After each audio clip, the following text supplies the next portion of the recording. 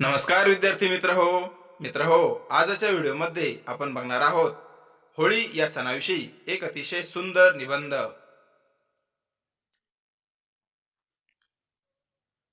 रंगांची उधळण आनंदाची लाट, द्वेष विसरून धरूया प्रेमाची वाट, हसत खेळत साजरी करूया होळी, नव्या नात्यांनी फुलोरा येऊ दे दारी।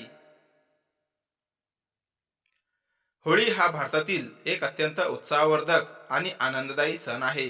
हा सण वाईटावर चांगल्याचा विजय दर्शवतो। फाल्गुन महिन्यात येणारी होळी संपूर्ण देशात मोठ्या उत्साहाने साजरी केली जाते। लहानांपासून मोठ्यांपर्यंत प्रत्येक जण या सणाची आतुरतेने वाट पाहत असतो। होळीचा संबंध प्राचीन कथेशी जोडलेला आहे। प्रल्हाद हा भगवान विष्णूचा परमभक्त होता। त्याचे वडील हिरण्यकश्यपू स्वतःला देव मानत होते। त्यांनी प्रल्हादाला अनेक यातना दिल्या, पण प्रल्हादाने देवावरील श्रद्धा सोडली नाही।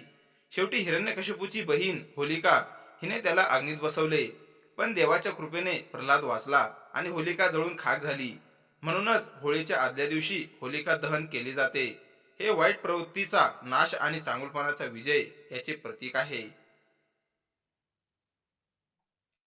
दुसऱ्या दिवशी रंगपंचमी साजरी केली जाते।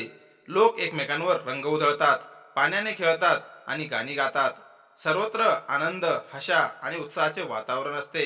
या दिवशी लोक जुने मतभेद विसरून एकमेकांना मिठी मारतात आणि शुभेच्छा देतात। होळी हा सण समाजात एकता आणि बंधुभाव निर्माण करतो। होळीमध्ये पारंपरिक पदार्थांचाही विशेष आनंद असतो। पुरणपोळी, गुजिया, दहीवडा यांसारखे पदार्थ घराघरात बनवले जातात। नातेवाईक आणि मित्रमंडळी एकत्र येऊन सणाचा आनंद द्विगुणित करतात। परंतु आजच्या काळात होळी साजरी करताना काही गोष्टींची काळजी घेणे आवश्यक आहे। रासायनिक रंगांमुळे त्वचेचे नुकसान होऊ शकते, त्यामुळे नैसर्गिक रंगांचा वापर करणे योग्य ठरते। तसेच पाण्याची नासाडी टाळून पर्यावरणपूरक होळी साजरी करणे ही काळाची गरज आहे। होळी हा फक्त रंगांचा सण नाही, तर तो आनंद, प्रेम आणि सकारात्मकतेचा उत्सव आहे। आपणही या सणानिमित्त आपल्या मनातील द्वेष, मत्सर आणि राग यांचा त्याग करून प्रेम, मैत्री आणि सौहार्द यांचा स्वीकार करूया। रंगांच्या उधळणीतून नात्यांना नवसंजीवनी देऊया। होळीच्या या पवित्र सणात आनंदाने जीवन रंगवूया। धन्यवाद।